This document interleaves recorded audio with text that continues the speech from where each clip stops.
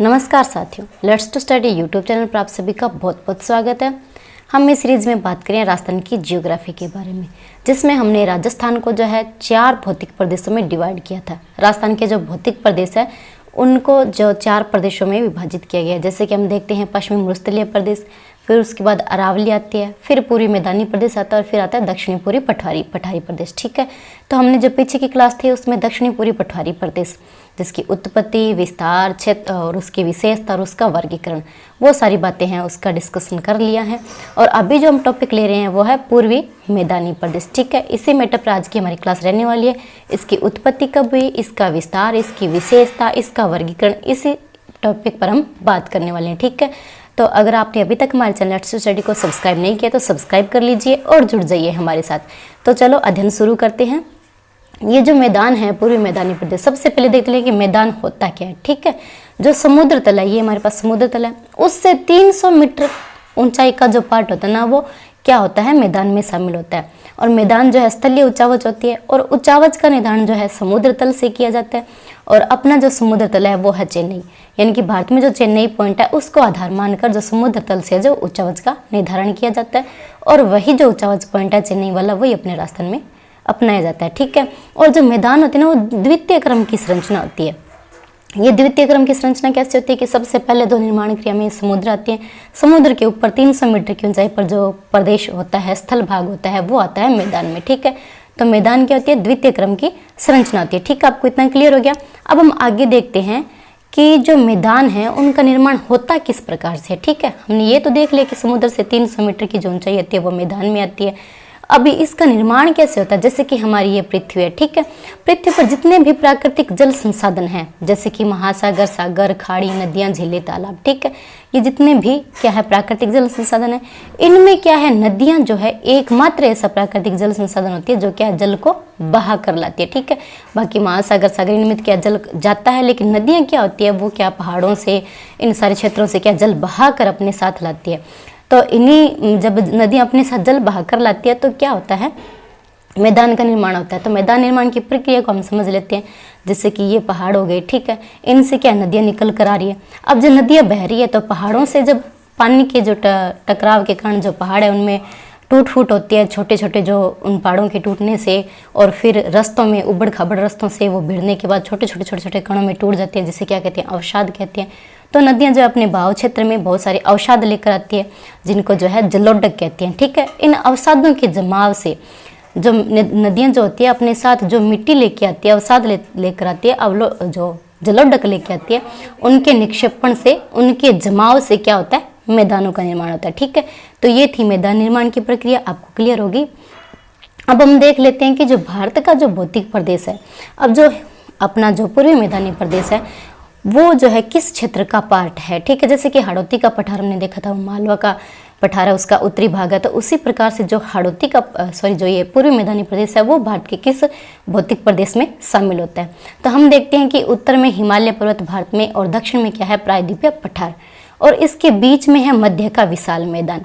इसके बीच का जो पार्ट है मध्य का विशाल मैदान है, जिसका निर्माण किस सिवा गंगा और ब्रह्मपुत्र नदियों के द्वारा जो लाए गए अवसाद है, जलोढ़ है, जो मिट्टी है, उसके जमाव से इस मध्य के विशाल मैदान का निर्माण हुआ है। ठीक है, तो इसी विशाल मैदान का पार्ट कौन सा, अपने राजस्थान का पूर्वी मैदानी प्रदेश है, जो क्या मध्य के विशाल मैदान का पार्ट है। ठीक है, अब हम आगे देखते हैं कि जो ये हमारे पास हिमालय पर्वत था, उससे निकलने वाली गंगा नदी और उसके साथ जो यमुना नदी निकल कर आ रही है, ये जो पूर्ववर्ती नदी है, ये क्या करती है, अपने साथ जो है मिट्टी और जो भी अवसाद जलोढ़ का है उनको अपने साथ भाग कर लाती है, जिसके कारण क्या होता है, यहाँ पर मध्य के विशाल मैदान का निर्माण होता है।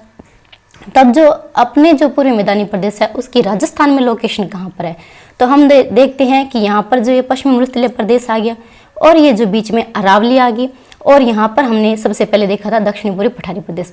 तो जो अरावली और दक्षिणी पूर्वी पठारी प्रदेश है ना, उसके मध्य का जो पार्ट है वो क्या है, पूर्वी मैदानी प्रदेश है, जो कि गंगा और यमुना नदियों के द्वारा लाए गए जो मैदान है, जो अवसाद है, जलोढ़ का, उनके जमाव से इसका निर्माण हुआ है। डायरेक्ट लोकेशन पूछे तो ये अरावली के पूर्व में है, और वैसे हम कह सकते हैं कि हाड़ौती और जो अरावली उसके मध्य का जो मैदानी भाग है वो क्या है, अपने राजस्थान में पूर्वी मैदानी प्रदेश कहलाता है। ठीक है, क्लियर हो गया। अब हम आगे देखते हैं कि जो पूर्वी मैदानी प्रदेश की उत्पत्ति उत्पत्ति है वो कब हुई।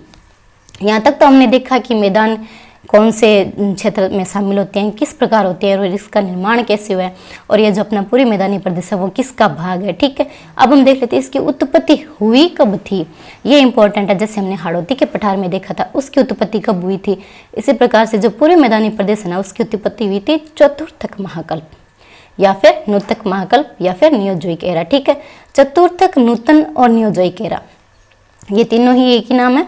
और इसकी किस काल में हुई थी, तो वो था प्लीस्टोसिन काल में।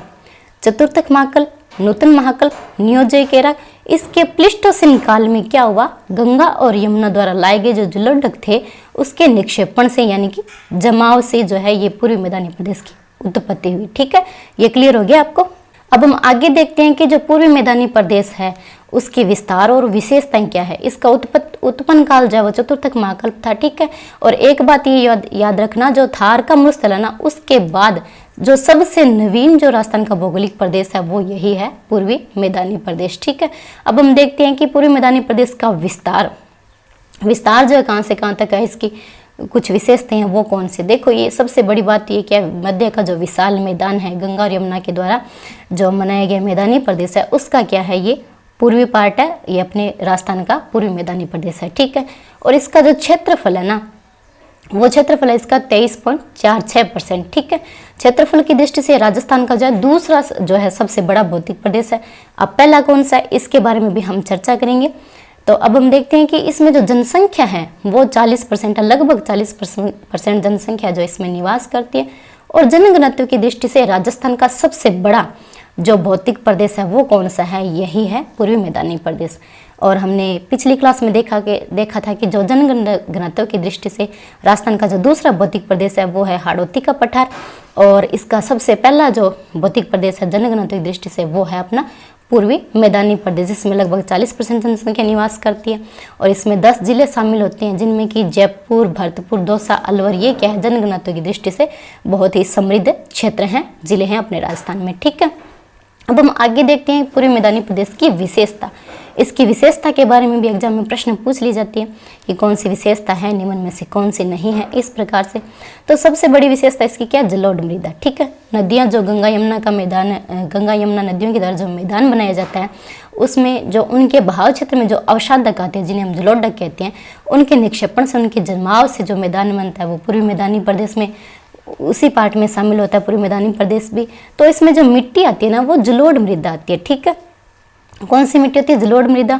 और जलोढ़ मृदा का जो वैज्ञानिक नाम है वो है एल्पिसोल, और अन्य नाम है दोमट मृदा और कांप मृदा। ठीक है, अब जलोढ़ मृदा ना वो सबसे ज्यादा उपजाऊ मिट्टी है। ठीक है, जो नदियों के निक्षेपण से बनती है, तो ये क्या है, सबसे ज्यादा उपजाऊ मिट्टी है। जलोढ़ मृदा के बाद हम जो सेकंड नंबर पर देखें उपजाऊ मिट्टी वो है काली मिट्टी, जो हमने बात की थी हाड़ौती के पठार में पाई जाती है। तो जलोढ़ मृदा क्या है, सर्वाधिक उपजाऊ मिट्टी है। इसी कारण क्या है, ये जो पूर्वी मैदानी प्रदेश है ना वो सर्वाधिक कृषि संभावना वाला क्षेत्र भी है और सर्वाधिक जनघनत्व वाला क्षेत्र भी। ये क्यों है, क्योंकि अपनी जो राजस्थान की जो अर्थव्यवस्था है उसका आधार क्या है, कृषि। अधिकांश जनसंख्या भी क्या है, कृषि आधारित है। ठीक है, तो जो कृषि आधारित होने के कारण क्या है, ये जो क्षेत्र है यहाँ पर जलोढ़ मृदा है, इसी के कारण क्या यहाँ पर कृषि की संभावना अधिक है। तो क्या है, जनसंख्या भी इसमें सबसे ज्यादा निवास करती है। जनघनत्व का यही कारण है कि कृषि संभावना क्षेत्र अधिक होने के कारण यहाँ पर जो कृषि व्यवस्था अधिक उन्नत है, अधिक उन्नत जो है मिट्टी यहाँ पे पाई जाती है, तो क्या जनघनत्व भी इसमें अधिक है। ठीक है, अब हम देख लेते हैं कि जो खनिजों की दृष्टि से अगर देखें तो ये जो पूर्वी मैदानी प्रदेश है वो क्या है, बिल्कुल गरीब है। यानी कि इसमें कोई भी नाम मात्र के भी जो है खनिज संसाधन नहीं पाई जाती है, बिल्कुल ही नहीं। तो ये यहाँ पे खनिज नहीं है बल्कि क्या, कृषि की संभावना अधिक है। ठीक है, और इसकी विशेषता में एक पॉइंट ये भी बनता है कि जो पूर्वी मैदानी प्रदेश है उसका ढाल पूछ ले, जैसे कि हमने हाड़ौती के पठार का ढाल देखा था, तो इसका ढाल जो है पश्चिम से पूर्व दिशा में है। ठीक है, तो पश्चिम से पूर्व दिशा में जो है इस क्षेत्र का ढाल शामिल है। और ये भी प्रश्न बनता है कि इसमें जो है जो पूर्वी मैदानी प्रदेश है उसमें जो सिंचाई जो है उसके प्रमुख संसाधन कौन से हैं, वो है कुएं और नलकूप हैं। इसके साथ ही हम देखते हैं कि इसमें जो वर्षा होती है वो 60 से 80 सेमी के लगभग इसमें वर्षा होती है। ये जो औद्योगिक क्षेत्र है जो पूर्वी मैदानी प्रदेश है उसमें 60 से 80 के लगभग जो है वर्षा होती है। ये इसकी वर्षा सेमी रेखा ढाल जो है पश्चिम से पूर्व की ओर है। और इसकी औद्योगिक दृष्टि से देखें तो औद्योगिक रूप से जो इसमें क्षेत्र पाए जाते हैं जैसे कि मत्स्य औद्योगिक क्षेत्र है, ठीक है, मत्स्य औद्योगिक क्षेत्र है जो कि अलवर में पाया जाता है, और साथ ही विश्वकर्मा औद्योगिक क्षेत्र है जो कि जयपुर में पाया जाता है। ये जो है इस क्षेत्र को औद्योगिक दृष्टि से संपन्न बनाते हैं। तो ये थी हमारे इस पूर्वी मैदानी प्रदेश की उत्पत्ति के बारे में, इसके विस्तार के बारे में और इसकी विशेषता के बारे में, ठीक है। आगे का जो टॉपिक रहने वाला है वो यही है कि जो अपना जो पूर्वी मैदानी प्रदेश है इसका वर्गीकरण किस प्रकार से किया गया, कौन कौन से क्षेत्र जो है इस वर्गीकरण में शामिल होते हैं। तो इसी मैटर पर हम चर्चा करेंगे कल की क्लास में। मिलते हैं कल की क्लास में, और आप हमारे चैनल को सब्सक्राइब कर लीजिए, जुड़ जाइए हमारे साथ। राम राम।